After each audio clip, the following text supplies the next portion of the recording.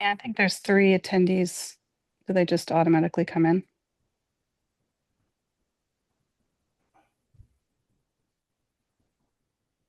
So participants are in, and anybody we want to call in, if there are any hands up or anything for public comment, we can bring them in, I guess, the way we would normally do.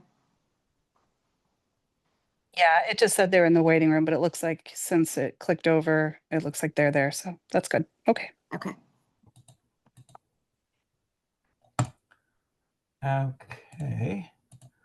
I'm going to call to order this special meeting of Regional School District 13 Board of Education Building Committee, August 26th, 2025 at 5 p.m. This meeting is via Zoom. And if everybody would stand for the Pledge of Allegiance.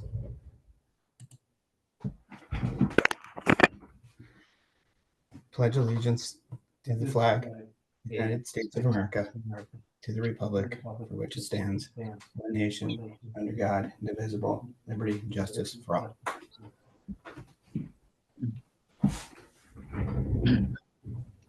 Right. Okay.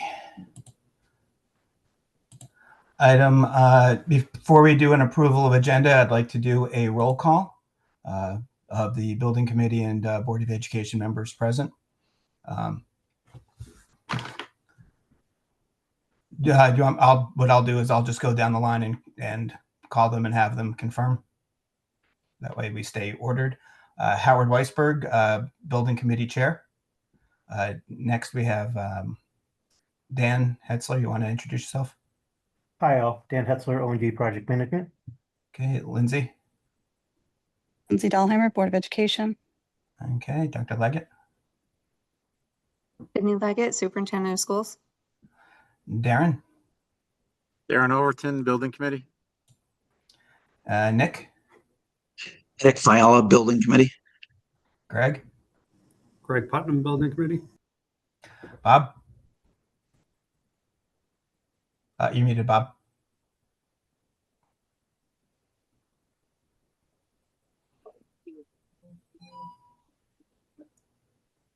One more. There you go. Bob Moore, you hear me? Yep. Okay. We just had Kim join in. Kim, we're just doing a roll call. You want to just introduce yourself? Sure. Kim Newbig, Director of Finance. Great. And Carson? I think we have John Cross is on the attendee list. If we could pull him over to a panelist. Carson? Yep. Carson Collier, QA&M. Christine? Christine Cowan, Board of Ed. Okay. And Eric? Yeah, Eric Proya, Facilities, Region 13. John G. Mateo? Building Committee. Rusty? Rusty Malley, QAM Architects. And we have John Cross on the phone. Yep, John Cross, Building Committee. Awesome. I believe that's everybody. I do appreciate everybody coming to this special meeting on a relatively short notice, but a very important meeting nonetheless. So thank you, everybody. Howie, I just have a quick question. Yeah. We have 2 people from ONG attending. Should I move them over as panelists? Absolutely. That would be great. Okay.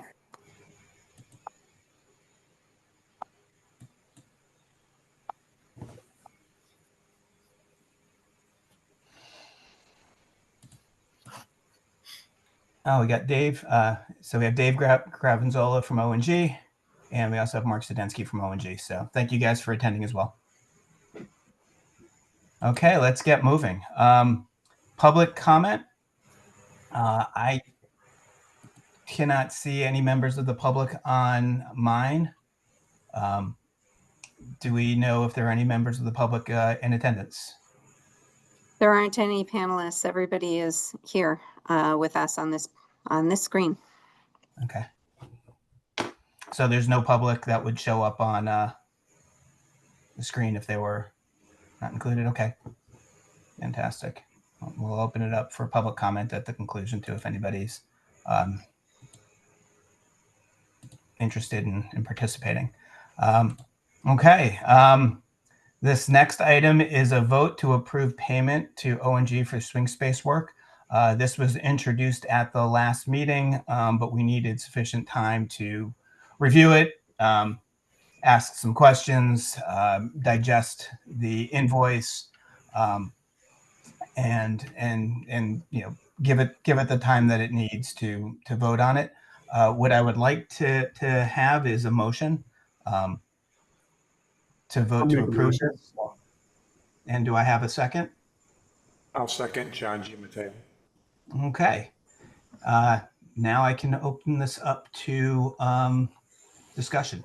So what No, I'd you like just to want to do, clarify what the vote is, because I think it got cut off. sorry. It's just the actual motion. Yeah, we need a motion to approve payment to ONG for swing space work as per a document G702 in the amount of $1,310,588.32. So do I want to repeat that motion? Greg Putnam, I will make the motion. John G. Mateo seconds. Okay, great. Okay, let's open this up for discussion.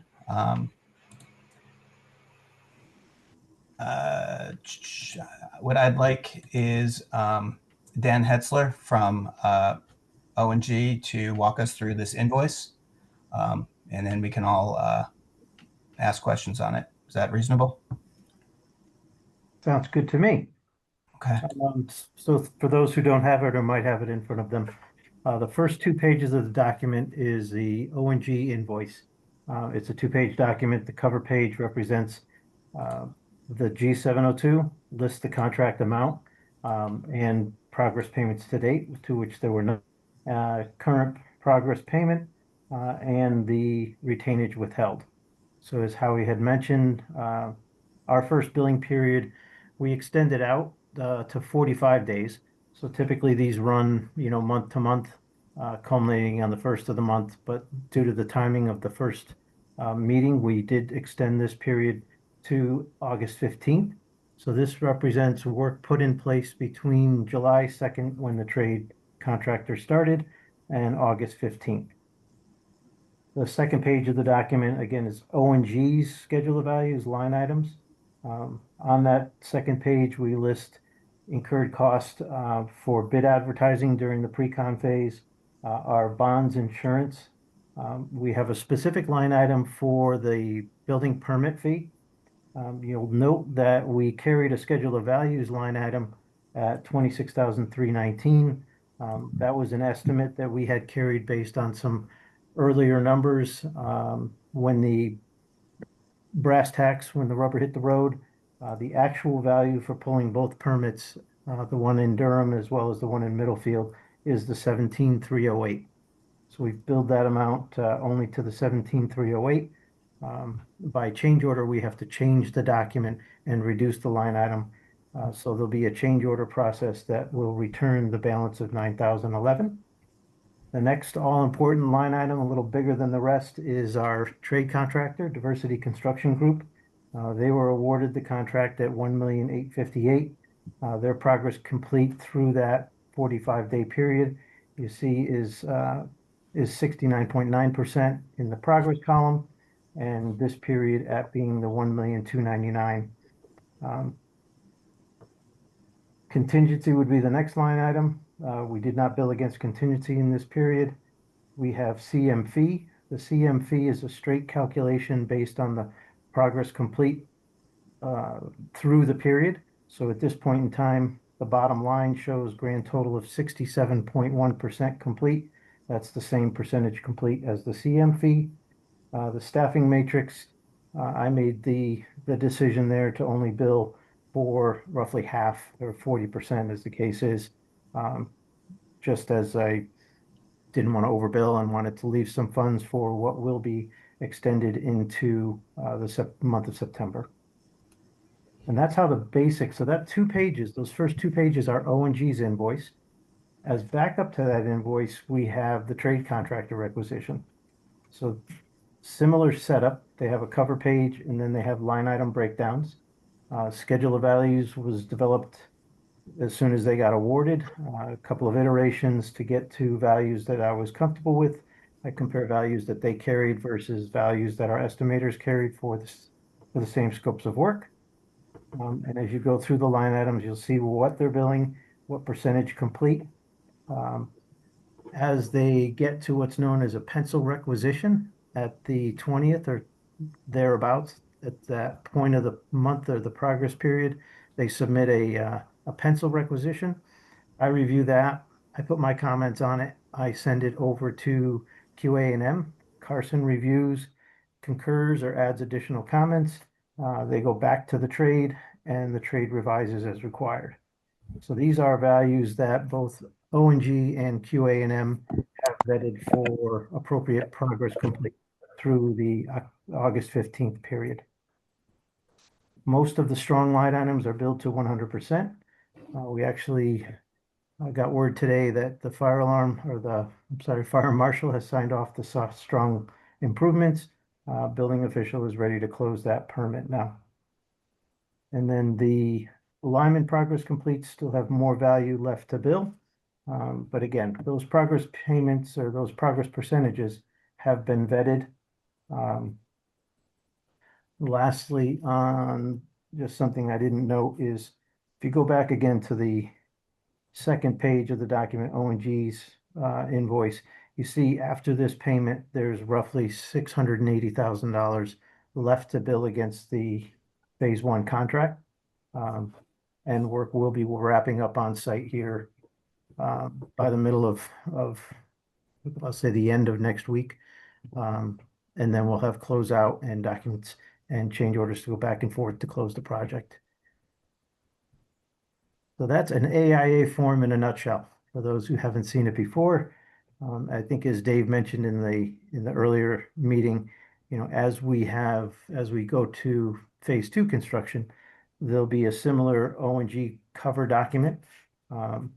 It's usually between 3 and 4 pages, and then each trade contractor's schedule of values and backup applications support line items in the O&G app.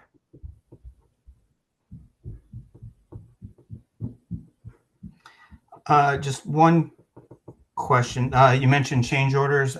There's no change orders shown on this invoice. The change orders will be at the conclusion of the project. At the conclusion of this phase.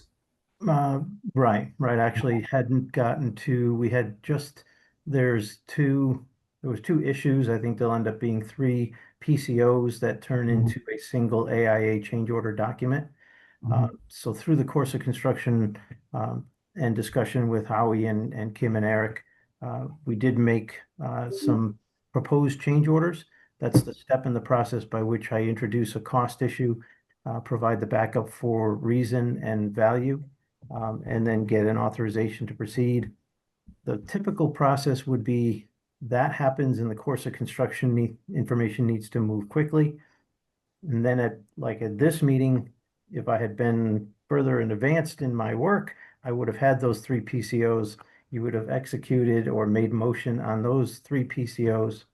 And then at the following meeting, we create an AIA change order that accumulates those PCOs approved at the prior meeting.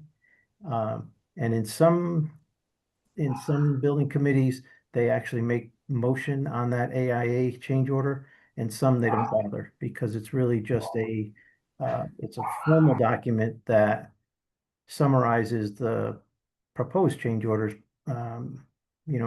motioned at the prior meeting. And yes, to your question, Howie, I hope to wrap up at the next meeting. I'll present PCOs. At the following meeting, we should be at retainage reduction, and the dollars of phase one will be clear and closed out. Right. And in general, the change orders are unforeseen design issues or construction issues that need to be addressed in order to progress the project that were not foreseen at the time of design. Right, at design or a bid. Yeah. Right. Okay. Let me open it up to the building committee for discussion. Howie? Yeah. This is John Cross. Just a quick question, Dan. The permit fees, that's the state-only number or is that the town number? That's the full number for both the state ed fee as well as the municipality fee. Okay, so we should see if we can get those waived. Typically, we don't pay the local fee because the town is charging the town itself. So, Kim, Howie, we should reach out to each selectman and see if we can get those waived. I reached out to Bob Yarmotino this morning. Okay, and you should know. Other than that, I'm good with the rec. Okay. Darren? Dan, thanks for the summary. I was at the site today to basically put my eyes on what looked like being very close to substantial completion. Everything looks good. I'm impressed with the progress that ONG has made, and I'm in favor of approving the requisition.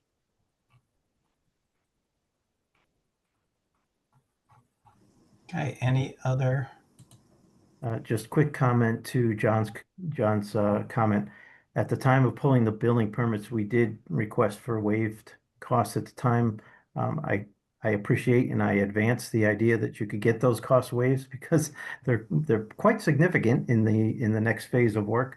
But reasoning behind that is that the school district falling into two different municipalities, neither was willing to waive the local building permit fees at the time of phase one. And Dan, let me just add, this is Mark Sedensky from ONG. If the towns do charge us for the building permits, they are not reimbursable. Actually, Yes, we just, exactly. No, Mark's right. That's what I'm saying. The town's charging the town its own money for no reason. So during the design and budgeting phase, we put in $150,000, and there was some discussion about that regarding the fact that would be sort of a smaller fee because otherwise the 530 or so thousand that's by the formula would be fairly excessive. So I think the anticipation was the 150, at least on the budgeting side. So if they can be conversation to get to that number that was shared with them at the time, that would be good. With regard to reimbursement on a regional district, it is reimbursable. So if it was a town's own project, then it would not be reimbursable, but because it's a regional project, it would be reimbursable. Okay, I stand corrected. Well, that's good news. Well, again, but it's not 100%. Right. Right. And I think you should really look at what the actual costs are, because when it comes to the review of the documents for the sign off and the permit, we're going to get a third party and review by a fire marshal, building inspector, because the state expects that review. And typically that's shared with the building official and, for the sign off. So they don't specifically have to do that work themselves or hire anybody. It'll be hired through, they can weigh in on who the team is that does that review, but usually these are building officials, fire marshals, etc., who do that review, have done it on many, many projects with us. And it's very efficient to do it that way and very cost effective as well. And like Sydney said, she did reach out to Bob today, Bob Yarmotino, to see if we can talk. Really, Memorial was the bigger one. But yeah, we'll go back and ask Brendan too for any strong work, and then also and just explain the third party review and all that. So hopefully we'll have news for soon, not even the next meeting. To that, okay. Kim, the fees have been paid. I'm not sure that anybody's going to give them back. And we are closing those two permits. I guess it's just moving forward. Good point. Yeah.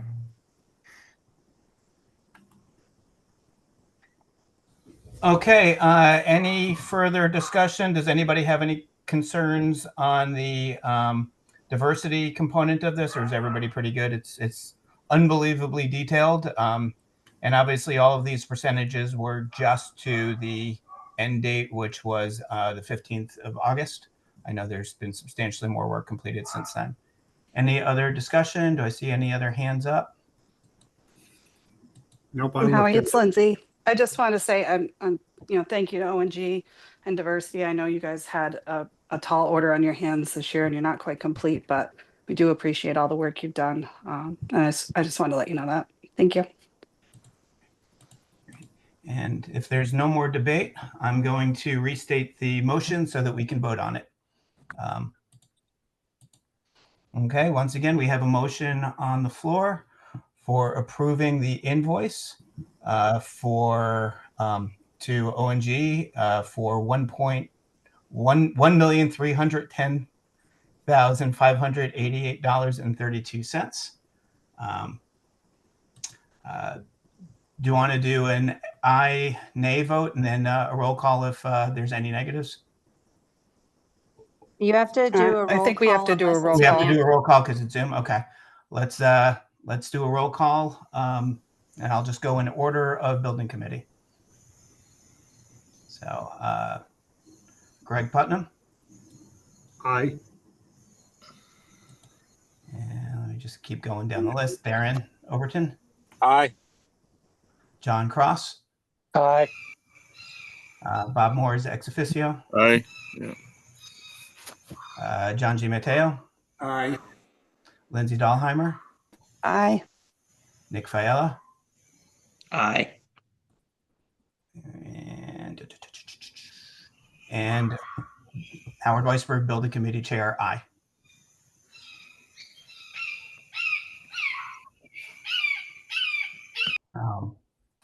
Any other? So that is unanimous in favor of the building committee. I mean, in favor of the motion to approve the invoice for $1,310,588.32. And the motion passes. So great, thank you.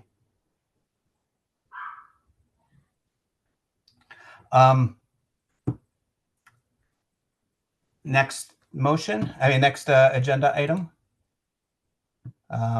is a vote to accept the memorial schematic design estimate.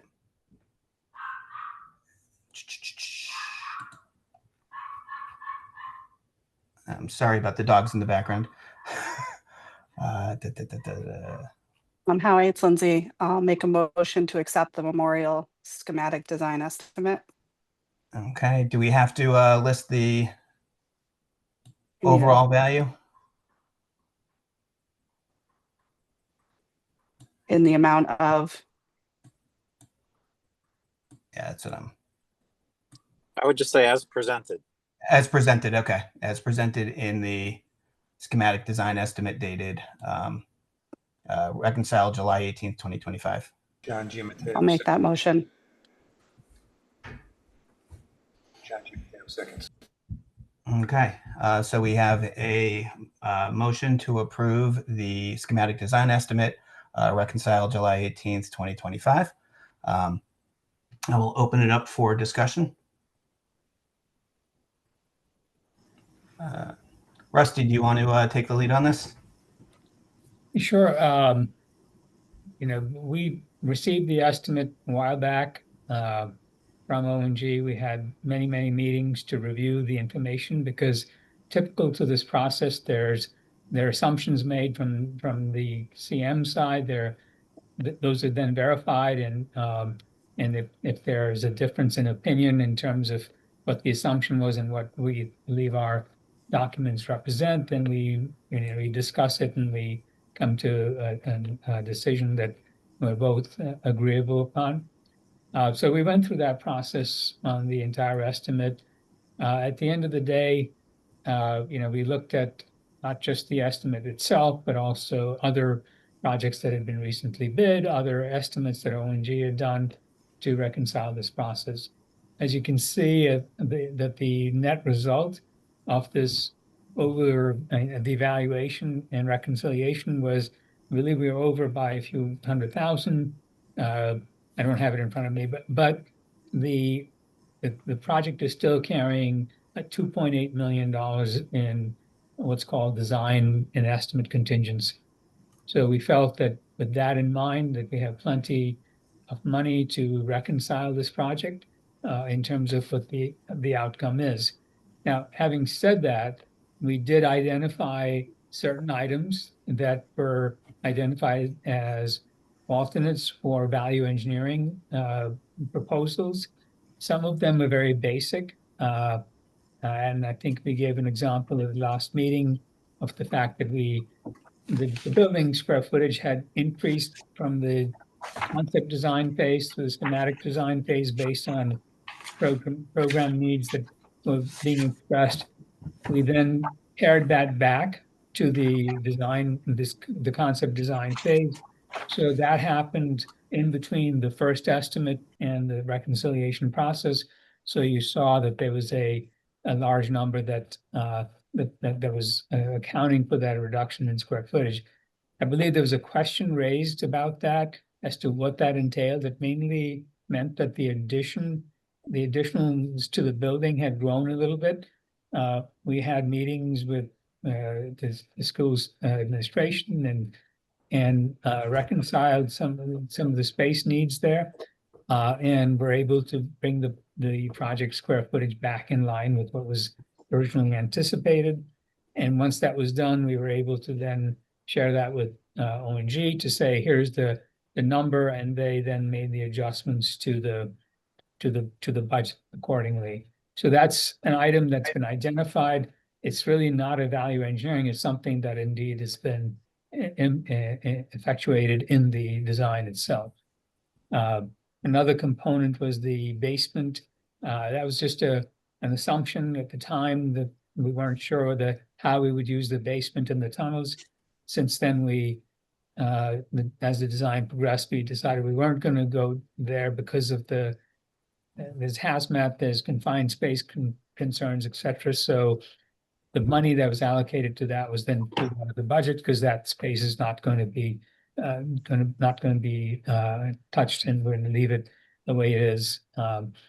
Then the rest of it are items that were proposed to bring the value down in terms of, I think some of the items had to do with, for instance, the finishes on the floor, and the LVT product was proposed. LVT is sort of a enhanced vinyl tile product. It's more desirable. We use that all the time on schools.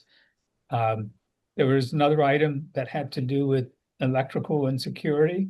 There were some assumptions made there.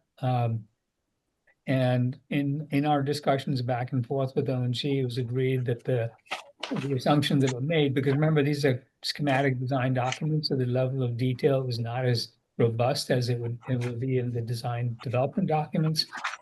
So when we had the conversation about what we were anticipating and the level of the electrical and security and communication that was going to be in the building, we had that discussion. We all agreed that number could be reduced. It was also in line with other bids that had been received and other estimates that had been developed in the same time frame.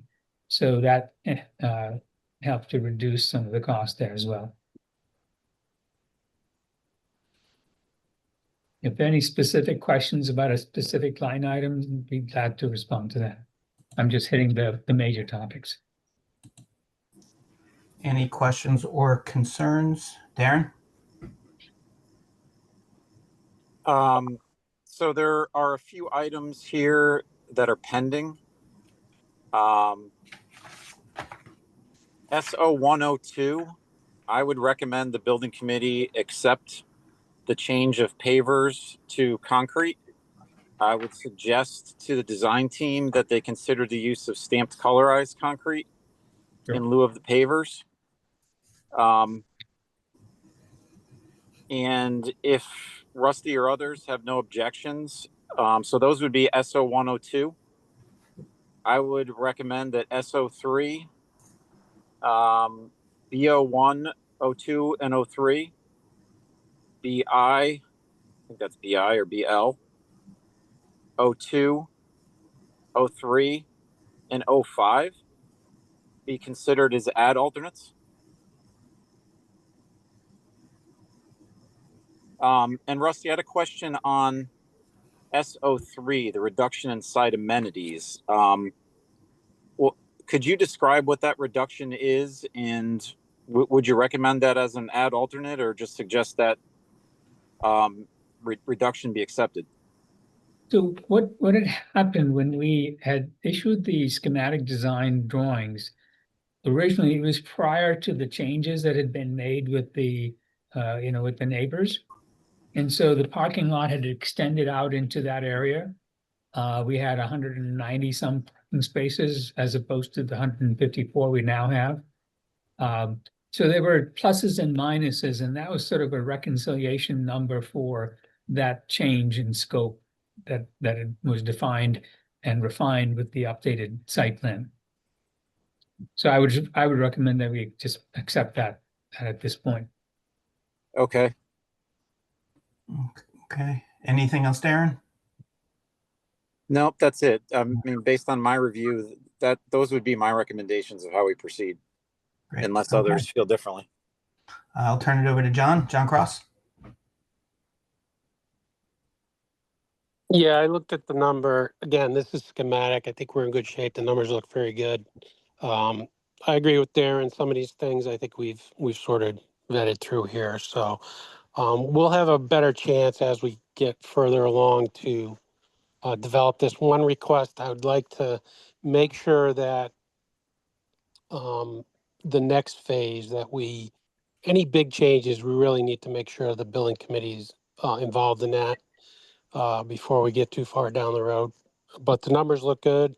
I'm going to approve or vote for this estimate. Okay. I do realize we're going to have to amend the motion because we want to include the value management added August 19th, 2025. We just mentioned the date of the reconciled schematic design estimate. So when we make the we'll probably have to do an amendment to the motion. Are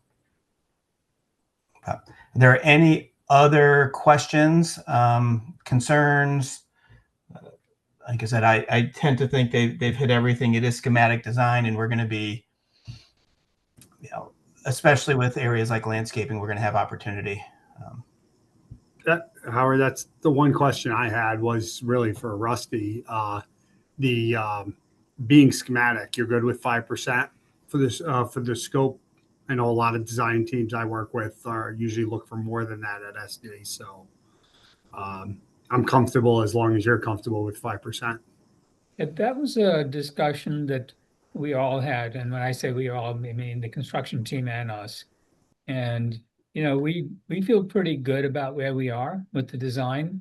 We realize there are going to be some adds and deducts, but overall we felt fairly comfortable with that.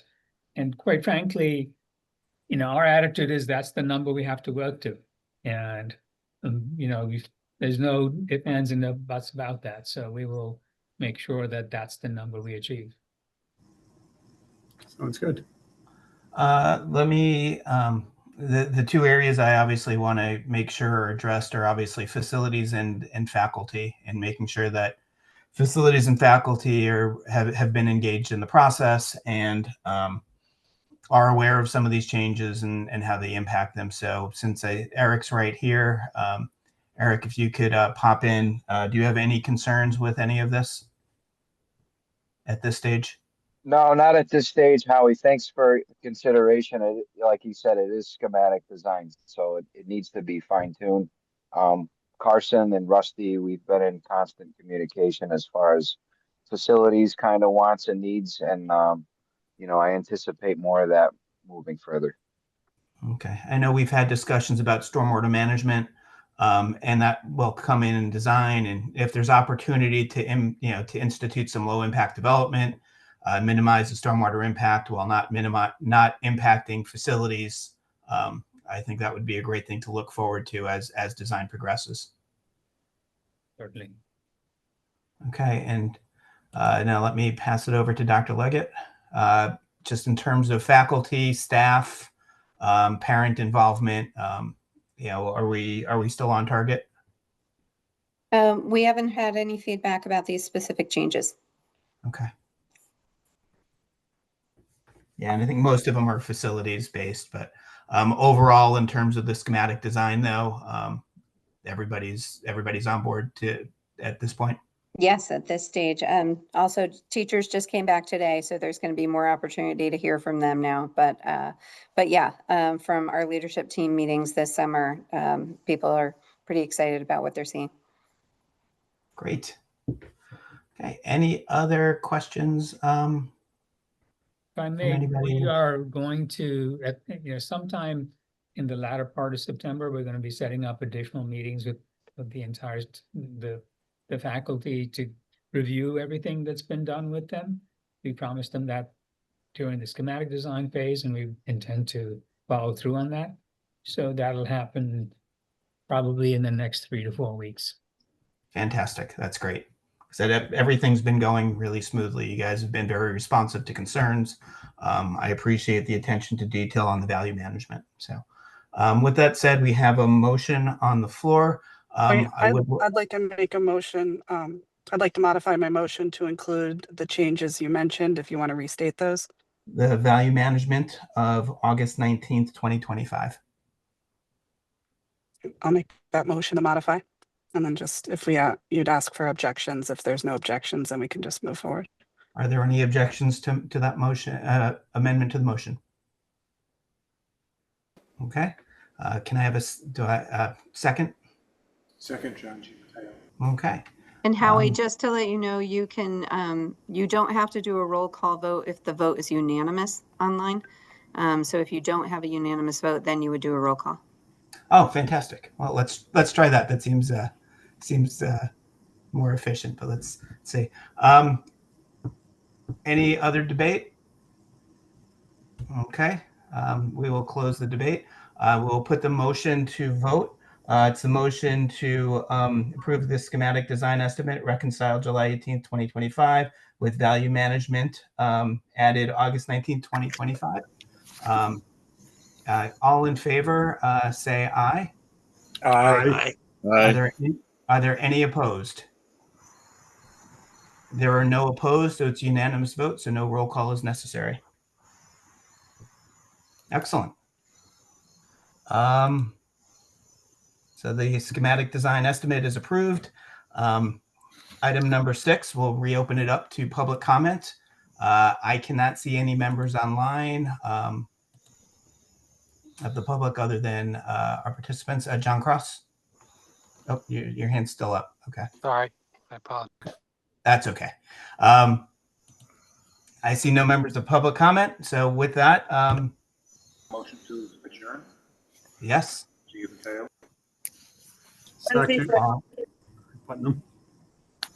Fantastic. Meeting adjourned. Thank you, everybody. This was fantastic. No one's opposed. Thank you and good night. Yeah. Thank you. Thank you. Bye. We'll see you. Bye-bye. Have a good night.